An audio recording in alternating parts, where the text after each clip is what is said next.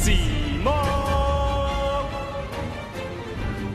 What's going on, guys? It's Cimo. So today I'm bringing to you a video on how to beat Invoked Shaddoll. Now, I want to say this is the breakout deck out of the Ultimate Duelist series in Tulsa this past weekend, but it really originated a week prior to that at the Card Market series event in Paris, where it took first place. And that was before the Shaddoll Showdown structure deck was even legal, so think how much more powerful it got with the introduction of that. And hype for this deck is at an all-time high. All the cards are getting bought out. People are really riding that win to hype train. And I want to make sure you guys are best prepared for this deck, because some of the boards it can make are very, very nasty. So let's go ahead and get right into it. I want to start off by showing what their basic board can be. And when it comes down to it, what they're trying to do is they're going to assemble an El Shaddoll window with an invoked Caliga, which means you can only have one special summon, you can only activate one effect, it can only attack with one monster while both of those cards are face up. They're also going to have a cross sheep there as well. That's their basic setup. They can obviously have much more than this or much less, but this is typically the board they're starting on going first, and it's actually very difficult for a lot of the top meta decks to really deal with this setup, which is why we've started to see a surge in this deck's popularity, especially, like I said, with the introduction of the Shaddoll structure deck. So I'm going to go ahead and start off with hand traps, because hand traps are like universally applicable in a lot of instances, and a lot of people opt to main deck these cards. I'm going to start with Ash Blossom and Joyous Spring. Ash is pretty good, not only because you can hit the invoked half of the deck by hitting cards like Alistair, but you really, really want to hold that Ash Blossom for a card like Shaddoll Fusion. Now, Shaddoll Fusion, you may think that Ash Blossom might not work because of Magical Meltdown, but Ash Blossom can still stop Shaddoll Fusion because Ash does not negate activations, it's negating the effect. So do keep that in mind. Magical Meltdown does not protect Shaddoll Fusion from Ash Blossom, and if you can hit that you can hit that Shaddoll Fusion with your Ash Blossom, you should be in pretty good shape. That should definitely slow them down. Whether you're going first or second, ashing Shaddoll Fusion can be a very powerful thing. Another pretty good card is Infinite Impermanence. The reason I say that is because even if they set up their board and you draw Impermanence as your 6th card for turn, you can actually go ahead and negate the Winda or the Caliga, either one, depending on what you're trying to do with your board. So that way you can like actually play the game to an extent. I'd say Impermanence is probably better if they just end on the Winda, because then you can just negate the Winda, or at the very least force out El Shaddoll Fusion. So then that way they have to either use the El Shaddoll Fusion, or you can play freely depending on how strong or weak their hand is respectively. But the card is pretty fine. It's not the best against other matchups, but it might be something you might see players pretty much trying to bring back into their main or side deck simply due to Winda's existence.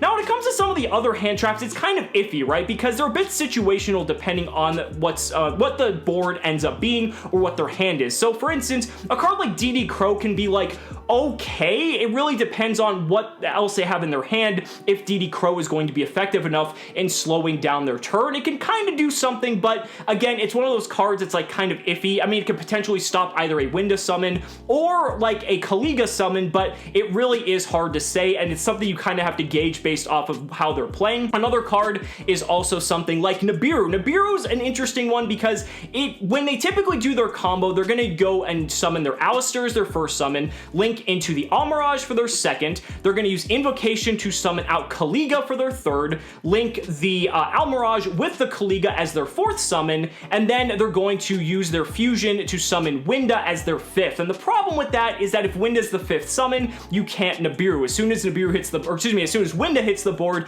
Nibiru gets shut offline. However, if they do use any other summon prior to Winda being their fifth summon, Nibiru can be very powerful and just completely shutting down their turn, and they're not going to be able to assemble the board that they had in mind. Now, do keep in mind you're giving them a light monster as well, because the token that Nibiru summons is light, so they do have some potential construct plays, or maybe even like a potential Mechaba play, depending on how the rest of their hand plays out, but it could be enough to just slow them down so you're not having to face down the Winda Caliga board, so do bear that in mind. And then another card is like Droll and Lockbird. Again, this is like a weird one because it's very good against some of the other top decks like Spiral and Lunalight, but then against this deck, it really depends on the hand, right? Because against a hand of like all Shaddolls and Fusions, doesn't really do too much, but if they start with like Terraforming or Meltdown, it's actually not bad, because then if they have to use one of those cards as their first card to search Alistair, if you draw them there, they can't search Invocation off of their Alistair, they can't use like Hedgehog to add a card to their hand, they can't use Beast. So again, if they have to like jump through hoops to get to some of these cards, Droll and Lockbird cannot be too bad, but again, it is very situational. Now, typically when I do these videos, I like to divide the groups of cards into two categories: cards for going first and cards for going second. And these are typically cards you're going to see in the side decks for game 2 and 3, because when you're talking about main decks, you can get into very specific cards, but I want to keep it as broad and general as possible so you guys have as many options to consider when you're going through your deck building. So let's go ahead and start with the going first options. I think two of the most powerful cards you can side against this deck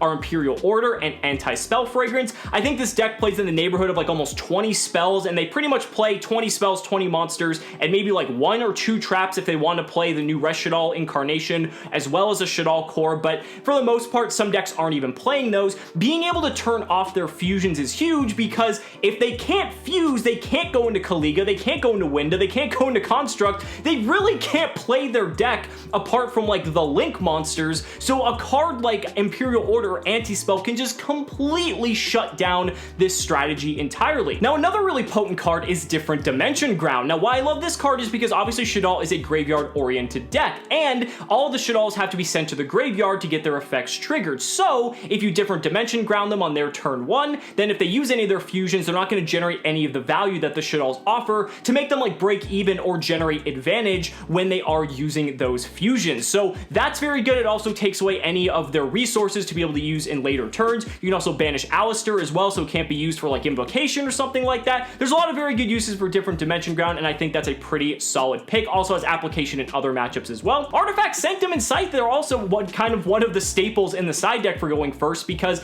any deck that's reliant on the extra deck, you can just flip up that Sanctum, summon that Scythe, and your opponent's not really going to be able to do anything while Scythe is active for the turn. It only gives you 1 turn, but in a lot of decks cases, they can just OTK on the follow-up, and you should be looking pretty good. Another couple of cards are Summon Limit, because they are a combo deck of sorts, so that way they're not able to summon more than 2 times, and as soon as you flip it on their second summon, they may not be able to do anything. Sure, they do have Shaddoll Dragon to pop it, but if they have no way to trigger it, or if they don't know that there's Summon Limit in the back row, if they have no way to actually summon or use something like Shaddoll Fusion to send that Shaddoll Dragon to the graveyard, they're not going to be able to pop it, and you should be in pretty good shape. And the last going first card is Dimensional Barrier. This is kind of like a different take on Artifact Sanctum or Scythe, except you don't have to play that pesky Scythe, which sometimes will end up in your hand, but Dimensional Barrier, it's an oldie but a goodie, and it's a card that some people might flock back to. But let's say you won that game, and now you're going into the next, and you know your opponent is going first. You need to be equipped with all the correct going second cards to deal with that opening board, and so I want to go ahead and start off with some monsters. First and foremost being Sphere Mode. So Sphere Mode's pretty good because they do end on 3 monsters on this opening board. They end on the Cross Sheep, they end on the Winda, and they end on the Kaliga. So you can just drop Sphere Mode down, and you are no longer under any restrictions whatsoever, and you're free to do whatever you wish. Lava Golem kind of works in the same fashion. You can just tribute off the Winda and the Kaliga, leave the Cross Sheep there, that's perfectly fine. Do keep in mind though, this does use your normal summon, so if you're playing a normal summon reliant deck, these might not be the best options for you. You could opt for Kaijus to take care of one or the other, or if they just end on a Winda, you can just easily clean that up, so that's something you could do as well. But Kaijus I wouldn't recommend as much because they're more than likely going to be able to end on that Winda Kaliga board. Now, another really old card when it came to Shaddolls is Retaliating Sea. We haven't seen this card in a while. So when your opponent activates a spell to special summon a monster, what you're able to do is you're able to drop Retaliating Sea, and then it becomes Macrocosmos essentially. So it's pretty neat because you're then able to just have everything they send to the graveyard get banished. So kind of similar to what we said earlier with Different Dimension Ground, really stifles their plays and prevents them from being able to do some of their big payoffs. Dimension Shifter kind of works in a similar way, except it doesn't require you to wait for them to use a spell that special summons. So both of these cards are interchangeable, but obviously Dimension Shifter can't be used if you have cards in your graveyard, where Retaliating Sea can be used on later turns. So there definitely is a trade-off there, and you should consider both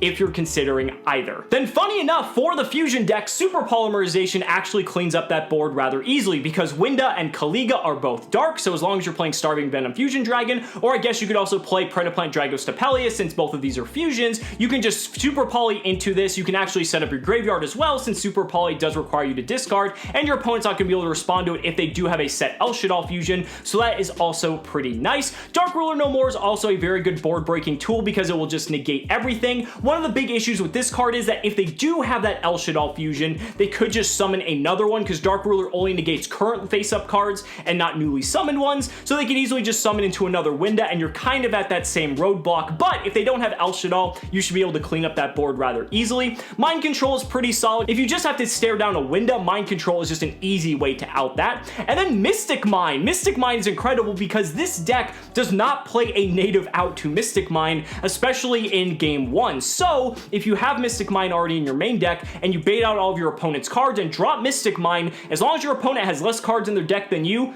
probably just won the game. And if you're playing a deck that doesn't necessarily inherently run spells or traps that your opponent would want to side cards, like Twin Twister, Cosmic Cyclone, etc., you can side deck in that Mystic Mine and easily steal some wins in later games. And then the last card I want to touch on is Evenly Matched. Evenly Matched is a pretty solid equalizer across the board. Against this particular board, it's fine. I mean, they're probably still going to have the Winda or the Kaliga face up, so depending on what kind of deck you're playing, if you think you can deal with that, Evenly might be the correct choice for you, but in some instances, some decks can't, so it really is dependent on what you are playing. So guys, that's going to wrap up the video. Let me know down in the comments what you guys think or any options you have for combating this deck. I'd really love to hear your thoughts. Thank you guys so much for watching the video. Be sure to like the video as always, subscribe to the channel for more amazing Yu-Gi-Oh content, and if you found this video helpful, consider supporting me on Patreon or becoming a YouTube channel member, because just by showing your support in any way that you can, you're investing in my ability to continue bringing you amazing Yu-Gi-Oh content. So thanks so much again, and we'll see you next time.